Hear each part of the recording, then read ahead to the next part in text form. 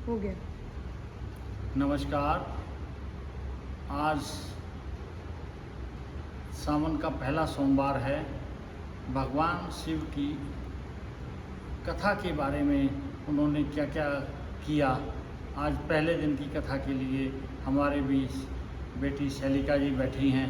हम उनसे पूछेंगे कि भगवान शिव के बारे में आप बताइए। शैलिका जी नमस्कार।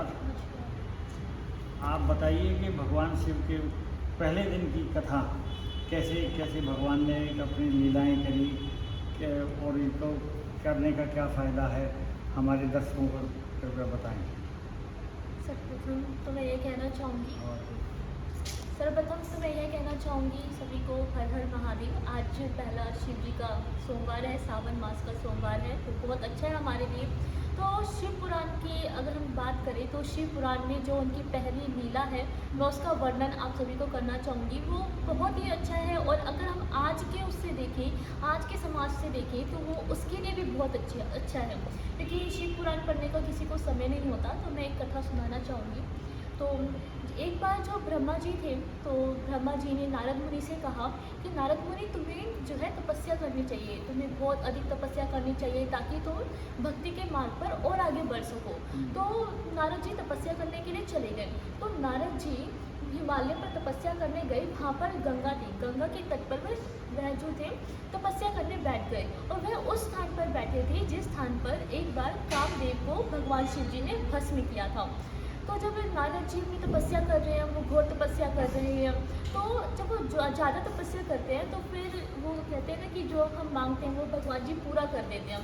तो अब वो ज़्यादा तपस्या कर रहे थे, घोर तपस्या कर रहे थे। तो अब इंद्र जी को ये डर हुआ कि कहीं अगर नारद मुनि की जो तपस्या है वो पूरी हो जाएगी तो उनका राज्य छिन जाएगा।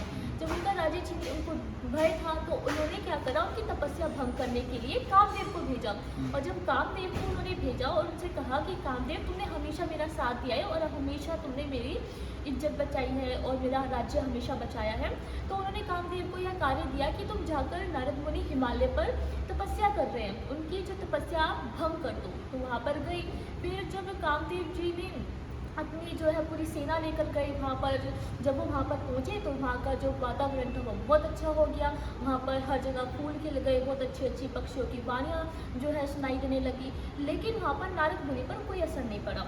फिर वो जो थे जब कामदेव का कोई असर नहीं हुआ तो वो कामदेव विफल हो गए उनकी तपस्या को भंग करने के लिए, और वो फिर ऐसे ही विफल होकर वो इंद्र जी के पास पहुँच गए। और फिर जब नारद मुनि की भी जो तपस्या थी जब वो पूरी हो गई तब उन्हें बताया गया कि जो नारद मुनि से यह कहा गया कि कामदेव आए थे आपकी तपस्या भंग करने के लिए, लेकिन वो भंग नहीं कर पाए। तो अब नारद मुनि को अहंकार हो गया कि मेरे को तो वो कामदेव जिन्होंने इतने अच्छे अच्छे जो महर्षि थे उनकी तपस्या भंग कर दी थी और उनसे वो आज तक विफल नहीं हुए, लेकिन जब मैं तपस्या करने बैठा तो मेरी तपस्या और मेरी तेज के कारण जो है कामदेव का मुझ पर कोई असर नहीं हुआ। लेकिन फिर धीरे धीरे कर उनके अंदर जो है अहंकार आ गया। फिर वो भगवान शिव जी के पास गई कि और उन्होंने भगवान शिव जी से कहा कि मैं वहाँ पर बैठा था और मैंने वहाँ पर तपस्या करी और एक कामदेव भी आए और मैंने तो कामदेव पर भी विजय पा ली। उन्होंने लगा कि वो कामदेव पर भी विजय पाकर वो सफल हो गए। तब शिव जी को तो सब कुछ पता था क्योंकि वो उनकी माया थी और उन्होंने कामदेव को उस स्थान पर भस्म किया था। और जब उन्होंने भस्म किया था तो उन्होंने कामदेव जी से कहा था कि मैं तुम्हें मतलब जो उनका पुनः जीवन वहीं पर इनको पुनः जीवित कर दिया था उसी स्थान पर, और कहा था सिर्फ इसी स्थान पर तुम्हारा जो है जो तुम्हारा वश है, तुम्हारी जो शक्तियाँ है वो इसी स्थान पर नहीं चलेंगी, बाकी हर स्थान पर तुम्हारी शक्तियाँ चलेंगी। और उसी स्थान पर नारद जी ने बैठकर तपस्या की थी। तो ये उसका कारण था। लेकिन नारद मुनि तो उनको लगा कि वो तो सफल हो गए उनके ऊपर। फिर धीरे धीरे करके भी शिव जी ने उनसे बोला कि तुम यह बात किसी को मत बताना कि तुमने कामदेव के ऊपर जो है विजय प्राप्त कर लिया। अब शिव जी को तो असली कारण पता था।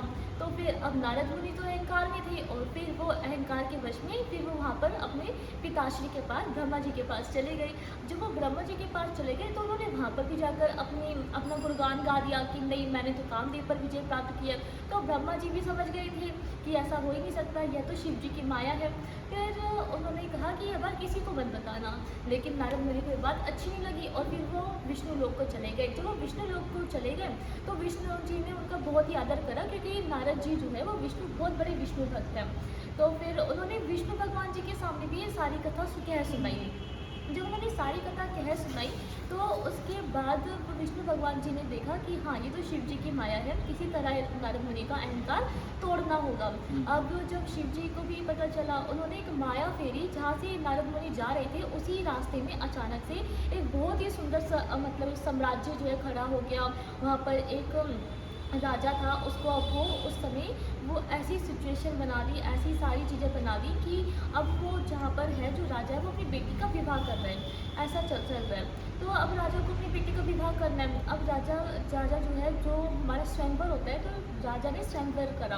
वहाँ पर नारद मुनि भी आ गए और उन्होंने जब देखा कि जो उनकी जो कन्या थी, जब उन कन्या को देखा तो नारद जी जो है काम के वशीभूत होकर फिर उनके अंदर कहा कि मुझे इस स्त्री से विवाह करना है, क्योंकि उन्होंने जब उसका भाग्य पढ़ा था तो उसके अंदर ये था कि जो भी इसका मतलब जो भी इसका पति होगा वो बहुत ही अक्षय होगा और उसकी जो है कीर्ति पूरे ब्रह्मांड में फैल जाएगी।